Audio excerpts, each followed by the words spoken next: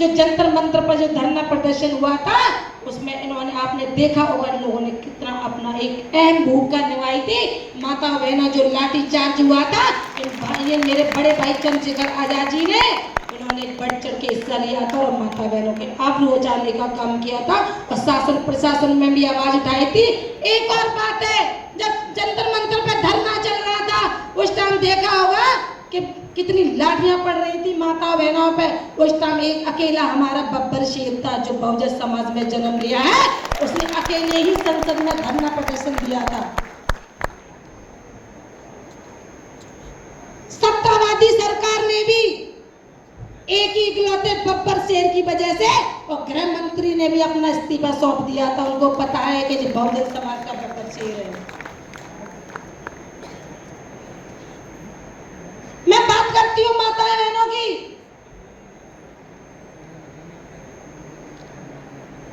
काफी टाइम से यहाँ पे स्पीच भी दिए जा रहे थे, बोला जा रहा था महिलाओं की आधी भागीदारी रहती है, लेकिन सही बात तो यही है कि महिलाओं की कहीं भी आधी भागीदारी नहीं रहती है। इस बात के गवाह आप सभी भाइयों कि कहीं भी महिलाओं की 50% की कहीं भी भागीदारी नहीं रहती है।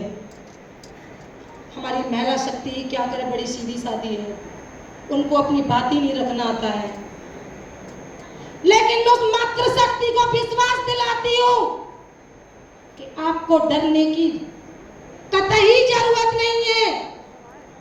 आपको अपनी भागीदारी स्वयं सुनिश्चित करनी पड़ेगी, कोई आपको देने नहीं आएगा। चाहे राजनीतिक भागीदारी हो, चाहे सामाजिक भागीदारी हो, चाहे आर्थिक भागीदारी हो, आपको अपनी भागीदारी स्वयं सुनिश्चित करनी पड़ेगी। वो आज हमारे समाज की महिलाएं नहीं कर पा रही हैं, क्योंकि इसमें सारा दोष हमारे भाइयों का रहता है। हमारे भाई चाहते ही नहीं है कि हमारी समाज की माता बहन आगे निकल कर आए। यहाँ से आधे से ज्यादा लोग जाएंगे, अपने परिवार की बहन बेटी अपनी पत्नी को नहीं बताएंगे कि माननीय बड़े भाई चंद्रशेखर आजाद जी आए थे, क्या कह के गए थे। इस संगठन के संस्थापक बड़े भाई सागर खड़ेरिया जी ने क्या बोला था, आधे से लोग नहीं बताएंगे इस बात को, तो महिला शक्ति को कैसे आवाज होगा, कैसे अपनी शक्ति को पहचान पाएंगे। जिन लोगों को ये लगता है कि बहन बेटियां कुछ नहीं है, उनको मैं बता देना चाहती हूँ कि हल्दी कुमकुम रोली का त्योहार नहीं होता, हल्दी कुमकुम रोली का त्योहार नहीं होता, और रक्षाबंधन चंदन का त्योहार नहीं होता।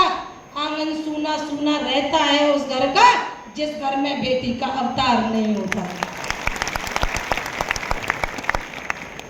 बेटियों को आगे लाना पड़ेगा, उनकी उड़ान पे आपको पाबंदी नहीं रखनी है, उनकी उड़ान पे आपको अपनी भागीदारी देनी है। मैं हर इस माँ बाप से कहना चाहती हूँ। मैं इस संगठन की महिला प्रकोष्ठ राष्ट्रीय अध्यक्ष होने के नाते मैं पूरे गांव में जहां तक जा सकती हूँ जाती हूँ, और मेरा एक ही संकल्प रहता है कि समाज की बहन बेटियां आगे आए, अपनी बात रखना सीखे, संवैधानिक तौर से अपनी बात रखें और अपने हक और अधिकार को जानना सीखे। मैं माता बहनों बता देना चाहती हूँ कि भाई कभी नहीं चाहेंगे कि आप बराबर की कुर्सी पे आके बैठो, क्योंकि उनके मान सम्मान को ठेस लगती है ना। सदियों से चला आ रहा है कि औरत को तो पैर की जूती मानी जाती थी, लेकिन इस गलतफहमी में मत रहना भाइयों। समाज की महिला शक्ति भी जाग चुकी है, अपना बराबर का अधिकार जानती है, अपना बराबर का अधिकार लेना जानती है और लेके रहेगी। अगर बहन बेटियां सरस्वती हो सकती हैं, बहन बेटियां दुर्गा हो सकती हैं, तो मैं बता देना चाहती हूँ आपकी समाज की बहन बेटी चामुंडा भी हो सकती है, और चामुंडा होकर अपना अधिकार को भी लड़ने का काम करेगी।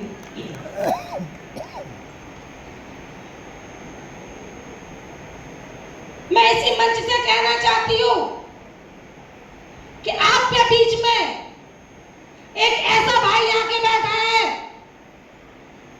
जो आपके हक और अधिकार की भी लड़ाई लड़ता है, आपके मान सम्मान की भी लड़ाई लड़ता है। वो है बड़े भाई चंद्रशेखर आजाद।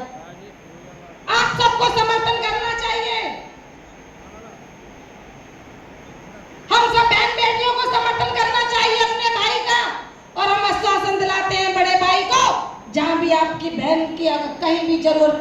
आधी रात बुला लेना, आपके साथ कंधे से कंधा मिलाने का काम करेंगे।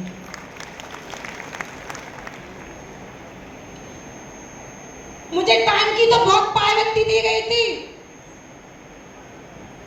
मैं अपने लिए 2 शब्द बोलूंगी, भाइयों को सुन के समर्थन करना है। किसी ने कहा है मानवता से दानवता को, मानवता से दानवता को बेपरवाह कुचल दूंगी, और अगर साथ मिला मुझे भाइयों का तो खड़ेरिया समाज का इतिहास बदल दूंगी। इस संगठन की एक महंग हूं। जब इस संगठन को, जब इस स्थापना दिवस की तारीख डिसाइड हुई थी, तब मैं आगरा में आई थी फर्स्ट दिन प्रचार करने के लिए कि हमारा सूर सदन में नव जागृति खड़ेरिया दानव समाज का प्रोग्राम हो रहा है। फर्स्ट डे में बड़े भाई अनिल खड़ेरिया जी से मिली थी।